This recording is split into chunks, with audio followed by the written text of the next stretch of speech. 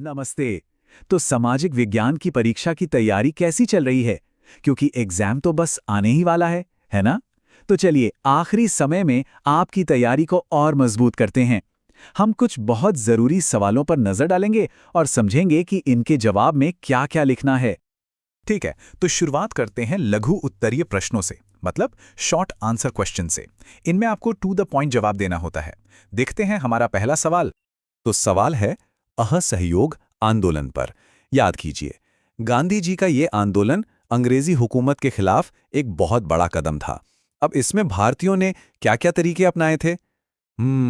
जैसे कि सरकारी नौकरियां छोड़ दी, अपनी उपाधियां लौटा दी, विदेशी कपड़ों की होली जलाई गई, और हाँ, स्कूल और अदालतों का भी बहिष्कार किया गया। मतलब मकसद साफ था, बिना किसी हिंसा के ब्रिटिश सरकार पर दबाव बनाना। अब ये सवाल बड़ा मजेदार है। ये दिखाता है कि कैसे एक वर्ल्ड इवेंट, पहला विश्व युद्ध, हमारे देश के उद्योगों पर असर डाल रहा था। तो हुआ क्या कि ब्रिटेन की जो फैक्ट्रियां थीं वो तो युद्ध का सामान बनाने में लग गई। इससे क्या हुआ? भारत के जो उद्योग थे उन्हें अपने ही देश के बाजार में पैर जमाने का एक सुनहरा मौका मिल गया।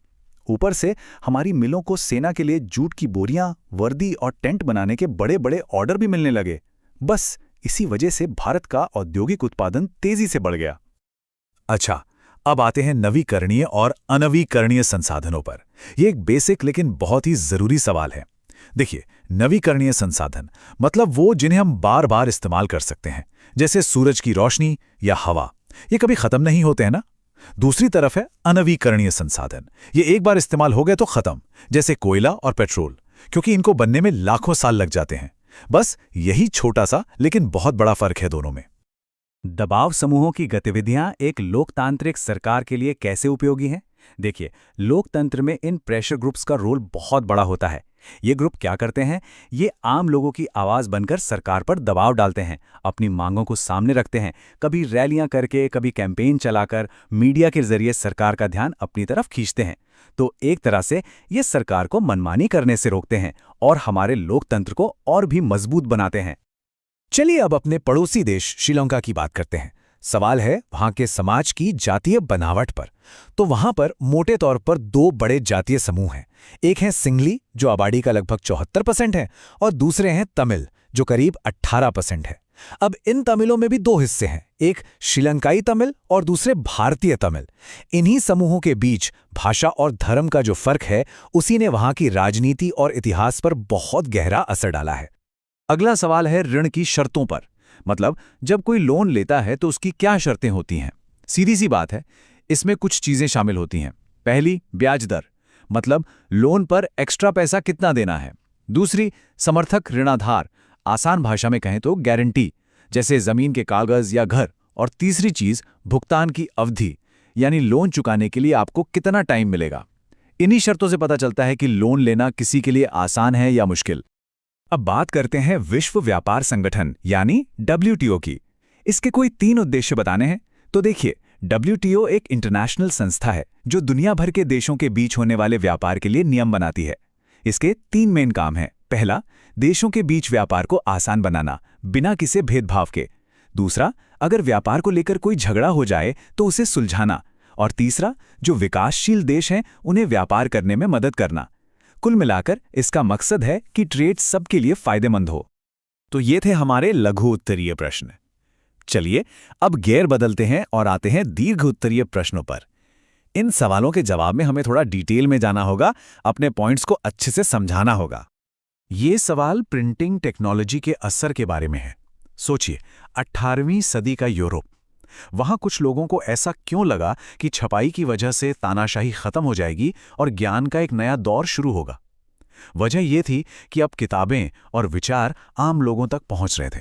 वॉल्टेयर और रूसो जैसे विचारकों की बातें लोगों तक पहुंचने लगी। लोग तर्क और विज्ञान के बारे में पढ़ने लिखने लगे।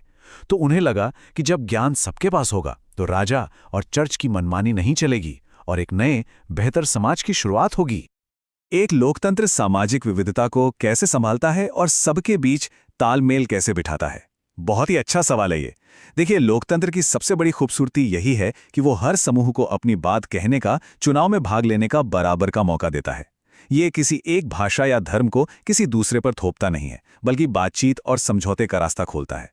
आरक्षण जैसी नीतियां बनाकर, सत्ता में हिस्सेदारी देकर लोकतंत्र ये पक्का करता है कि जो छोटे या पिछड़े समूह हैं उनकी भी बात सुनी जाए। इसी से समाज में शांति और सामंजस्य बना रहता है।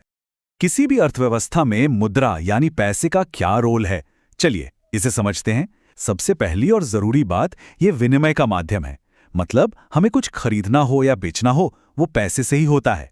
दूसरा, ये चीजों की कीमत तय करता है। हम बता सकते हैं कि कौन सी चीज कितनी महंगी है। और तीसरा, हम पैसे को भविष्य के लिए बचाकर रख सकते हैं। सच तो ये है कि बिना पैसे के आज की दुनिया की अर्थव्यवस्था चल ही नहीं सकती। इस सवाल में दो बातें पूछी गई हैं। पहली, जल दुर्लभता क्या है? तो इसका सीधा सा मतलब है हमारी जरूरत के हिसाब से साफ पानी की कमी होना। अब दूसरा हिस्सा कि जल संरक्षण कैसे किया जाए। इसके कई तरीके हैं, जैसे बारिश के पानी को जमा करना, जिसे हम वर्षा जल संचयन कहते हैं, खेतों में ड्रिप सिंचाई जैसी नई तकनीकें इस्तेमाल करना ताकि पानी बर्बाद ना हो, और सबसे जरूरी बात, पानी को रीयूज करना और उसे बेकार न बहने देना। और ये रहा हमारा आखिरी सवाल, जो कि मानचित्र पर आधारित है। इसमें आपको दिए गए खनिज उत्पादक केंद्रों और बंदरगाहों को मैप पर सही जगह से मिलाना है। जैसे हजारीबाग और अजमेर ये खनिज के लिए मशहूर हैं, वहीं विशाखापत्तनम और मंगलुरु ये हमारे बहुत ज़रूरी बंदरगाह हैं। तो इस तरह के सवालों के लिए आपको भारत का नक्शा अच्छे से पता होना चाहिए। तो ये थे सामाजिक विज्ञान के कुछ बहुत ही महत्वपूर्ण सवाल। एक बात याद रखिएगा, जवाबों को रटने से ज़्यादा ज़रूरी है कॉन्सेप्ट को समझना। अगर आप कॉन्सेप्ट समझ गए तो अपने शब्दों में भी बहुत अच्छा लिख सकते हैं। आपकी परीक्षा के लिए ढेर सारी शुभकामनाएं। मुझे यकीन है आप सब बहुत अच्छा करेंगे।